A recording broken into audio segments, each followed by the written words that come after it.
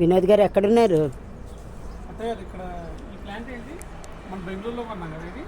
బెంగళూరులో కొన్నా milk fruits వచ్చినాయి. అవి టేస్ట్ ఎలా ఉందో తెలియదు.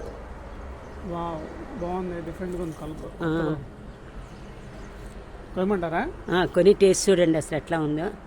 ఇదే ఫస్ట్ ఫ్రూట్. చూడటానికి కూడా ఫ్రూట్ చూపించు. అది లేయర్ ఎట్లా వస్తుంది ఓపెన్? లేయర్ తీసేయాలనుకుంటా. కొత్తది కదా, కొద్దిగా పండాలేమో. పైన పన్నినే ఉన్నాయి, తీసుకుపోయారా? అది చూడండి గట్టిగా ఉందా?